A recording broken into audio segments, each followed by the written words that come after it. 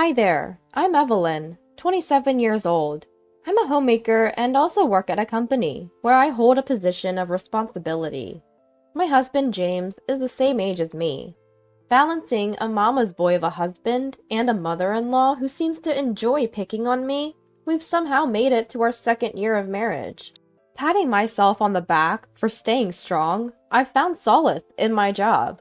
Thanks to that, I've been climbing the corporate ladder, making unusual strides for a woman in my position. Given my job, I often find myself flitting around Las Vegas for business, and I'm currently right in the thick of a business trip. And right in the middle of an important meeting, it happened.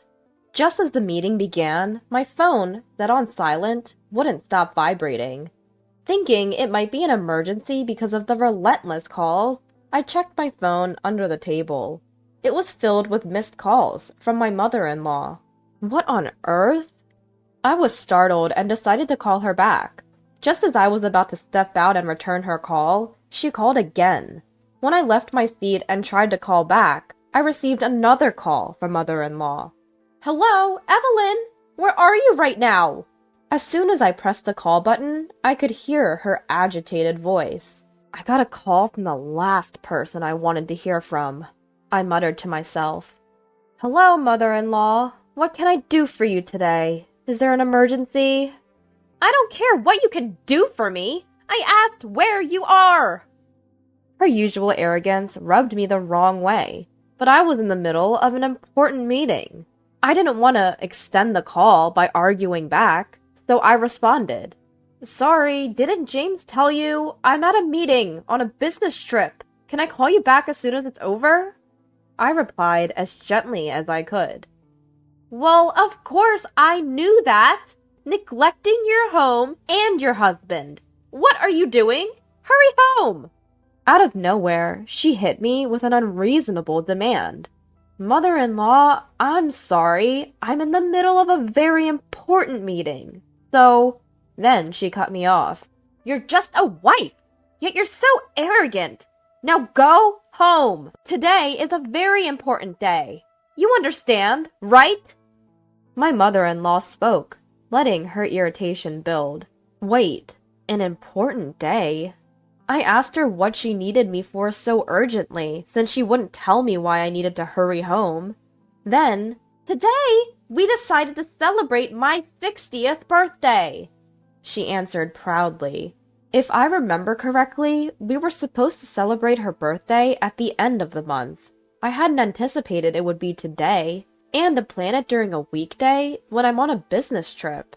Moreover, my husband and I had already told her, "We'll find a nice place and make a reservation for your 60th birthday." I sighed, realizing another round of her antics had begun. Despite knowing I'm in the middle of an important work meeting, she still tries to bully me, I thought, growing more irritated. Like I said earlier, I'm on a business trip, so it's impossible for me to come. "Oh, but I just spoke to James and he said he would take time off work. Other relatives said they would join too. It's just you, Evelyn. You're always working. You're so cold. What do you think of your husband's parents?" If I let her keep talking, I knew she would just keep complaining. I was in the middle of a meeting and couldn't spend more time on the call, so I firmly replied, "I'm sorry, but no matter what you say, I can't make it to your 60th birthday celebration." I made sure to make it clear. My mother-in-law didn't hold back her cruel words. Taking a deep breath, she said, "I will never accept you as family. Don't bother coming back. This is a divorce. James was too good for you from the beginning." Her words of doom all came out in one breath. As furious as I was, I didn't want to prolong this phone call, so I responded lightly. "Ah, okay. We'll discuss this when I get back home. I apologize, but I have to end this call now." I told her to take it easy. She sneered back. "What's with that attitude? Didn't I tell you not to come back? I'll tell James myself." And with that, she hung up. Exhausted from dealing with her, I heaved a sigh and returned to my meeting. 2 days later, after several meetings, I was finally on my way home. My mind was filled with anger and resentment towards my mother-in-law. I couldn't even remember how I got home. "I'm home!" I called as I opened the front door, and a weary, "Welcome home," came from my husband. I went straight to the living room where there was a mountain of cardboard boxes. My husband was there, sweaty, taping up the boxes. When I asked him what it was, he told me they were all my belongings. It turned out that on the day my mother-in-law had called, she had indeed carried out her 60th birthday celebration. She made a scene in front of all our uncles and aunts about how I, her daughter-in-law, had disrespected her birthday celebration and was rude to her over the phone. She added more to the story, and then even announced that such a cold wife was not suitable for her son, and that she was arranging for a divorce and sending me back to my parents' house. I asked my husband, "So, did you agree to the divorce when she told you to?" He fumbled for words. "Well, not exactly, but she told me to pack up your stuff, so I had no choice, right?" I stopped putting packing tape on the cardboard box and answered in a flustered manner. "So, you didn't object to her? You're okay with this?" He admitted that his father had also told him to comply with his mother's demands because it would be trouble for him as well if she got upset. So what does it mean to accept a divorce gracefully? This parent and child. A mother's son, a father who was in control of his mother. It seems that there is no one who thinks to be on his wife's side. While I was speechless, he said, "Mom's word is law. We just need to wait until she calms down. It's fake. This divorce is fake. I'll come to get you once things have settled down." James pleaded with a desperate look in his eyes. I wished he would have used that cunning against his mother. I want mother-in-law to use that wisdom. Just how scared of his mom does he have to be this submissive? I thought to myself, this is hopeless. I began to regret marrying this man. But then, I thought, this could be a good opportunity. If I stayed with him, I would probably continue to be bullied by my mother-in-law and threatened with divorce. Maybe it's better to take this chance and leave, without a fuss. And I make enough to support James by myself, you know. Even if I live alone, I won't lack anything. Just like that, I felt my mood lighten. I told James, "Okay, let's do it." After telling him, I called mother-in-law. Before the third ring could finish, mother-in-law answered with the, "Hello? I'm moving out, just as you wished." I calmly relayed the message. Almost like she had been waiting for it, mother-in-law responded with an exultant tone. "Go ahead! Go ahead! Leave! Finally you understand you're not suitable for James, huh? What a breath of fresh air! Don't worry. I'll find a cute, obedient wife who is also kind to parents for him next. There'll be plenty of women vying for James. And oh, until he finds his next wife, I'll take care of everything for my son. So don't worry about that either." She threw every possible jab she could, thinking this would be the last chance. To this, I said, "Well, mother-in-law, don't regret this." I casually added a little warning. In her high spirits, mother-in-law retorted, "Is this sour grapes, perhaps? Don't worry about me. Oh, and remember, I've gotten the divorce papers from the court and given them to James. Don't forget to sign them on your way out." Without even saying goodbye, she ended the call. James, who had been watching the whole conversation, seemed relieved. No, this is not the time to feel relieved. By the way, do you think mother-in-law knows that you're a stay-at-home dad? There's no way I could tell her that. The idea that I'm an elite is what gives Mom a reason to live. James responded, flustered. "Ah, I see. Come to think of it, there might be too many instances that hint at this." Despite being dressed in worn-out sweatpants at home, he intentionally changes into a suit when meeting mother-in-law. He also pretends to be out during the daytime just for mother-in-law, as if he's going to work. And mother-in-law, at her 60th birthday party, unabashedly bragged about how James is such a kind son to take time off from work to celebrate with her, and that with James's status, he could find a more docile and cute wife than me at any moment. If we got a divorce, these things would inevitably be revealed. But I doubt this mama's boy would ever have the courage to disappoint mother-in-law, who believes her son is an intellectual powerhouse. I also doubt mother-in-law would ever consider the possibility that her elite son had quit his job. In fact, James quit his job about a year ago. Mother-in-law's status symbol of an elite son was now unquestionably unemployed, a stay-at-home dad. The catalyst for this was a significant mistake at work that led to a demotion and the pay cut. I'm sure he didn't tell mother-in-law about this either. Straying from the path of a successful career had severely shocked him. He was always a mollycoddled mama's boy, so he probably couldn't take a hit. At the time of writing his warning letter, just the thought of going to work caused palpitations and nausea. He couldn't even step out of the house. At first, James would call in sick or apply for paid leave, but eventually he stopped even doing that. His unexcused absences piled up, and he ended up quitting his job. Now it seems like he has no intention of finding a new job and relies on me for support. He's too afraid to tell his mother about this situation because he's worried she'll get angry. I must say, it's a little disappointing that I won't get to see her reaction when she finds out what's been happening. I imagine she'll be absolutely shocked, but that's none of my business anymore. After James handed me the divorce papers, saying, "Remember, this is just a ruse to fool my mom," I promptly filed them in court. I quickly signed a lease for a new apartment and moved out. About a month later, I received a call from James's mom, who I thought I had cut ties with. I sarcastically asked her, "What could you possibly need from me now? Aren't you relieved to be rid of me?" She retorted, "Just the same as always, huh? Just listen to me," and started speaking in her usual condescending tone. The topic? James. After our divorce, his mom had been helping him out with his housework. Every time she went over, James would just be lounging around at home, showing no signs of heading to work. She asked me if I had any idea why he might be acting this way. I had to hold back a laugh as I nonchalantly responded, "Oh, is that so? Well, of course that's the case. That's right. James has no intention of working." Forgetting the way she had treated me, she suddenly pleaded, "Evelyn, could you please do something about this?"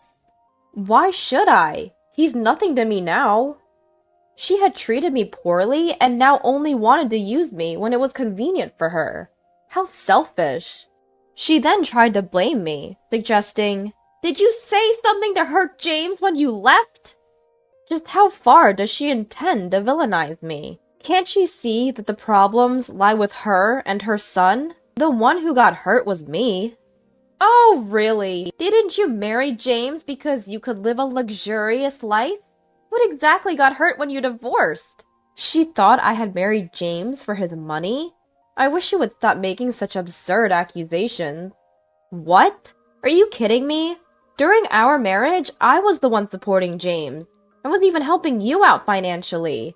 If anything, my lifestyle became less luxurious because of James. I didn't really care before, but should I start demanding compensation?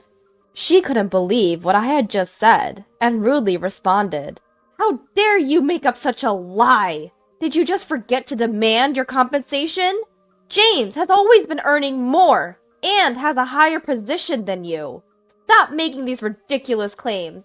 If you're unhappy and want money, James can pay as much as you want. He is an elite worker at a top-notch company, after all." She came back at me with baseless excuses. Could it be that James still hasn't told her? As much as I dislike the idea of revealing something he's chosen to hide, this might be my chance to see her reaction when she learns about the situation.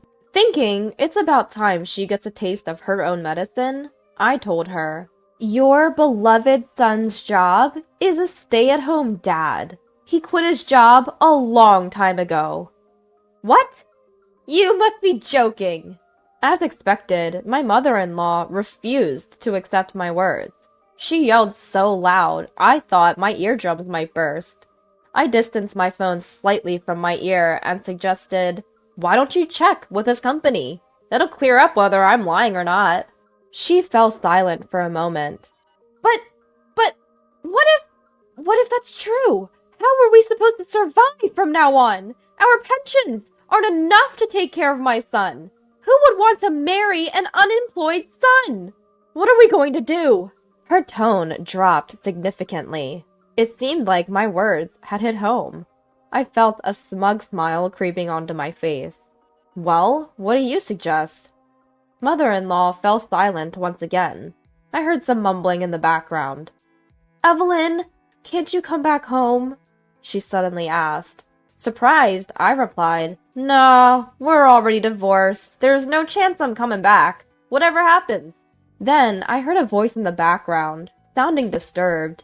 "Didn't you say you'd come get her when things calmed down?" It appeared to be my ex-husband, James. "That's right! Why don't you remarry our son?" Mother-in-law suggested. What? No way! Stop joking around! Think about it! Seriously! I made sure during our last phone call that I wouldn't regret it. I'm definitely not getting involved with my mother-bound ex-husband and my atrocious mother-in-law ever again. I did exactly what you told me to, mother-in-law. Could you not change your story on me now? But Evelyn, you're not the type to take words at face value. You've always calmly countered anything I've said, haven't you? I didn't think you'd actually go through with the divorce. It seems like mother-in-law didn't expect me to reject her this firmly. Sure, I was just tolerating it. Also, remember when you packed my stuff and kicked me out? I recalled every single thing they did to me and unleashed my anger. Well, that was just a prank. Yeah, just a prank. Despite her desperate attempts to justify herself, I retorted, "A prank, huh? I think that's even worse, don't you?" I was taken aback and realized there was no point in continuing this conversation. I glanced at my wristwatch. It was almost 1 p.m. My lunch break was completely wasted on this nonsense. Mother-in-law, can we wrap this up? I asked. Oh, what is it, Evelyn? She responded with an irritatingly sweet voice, perhaps expecting a positive answer from me.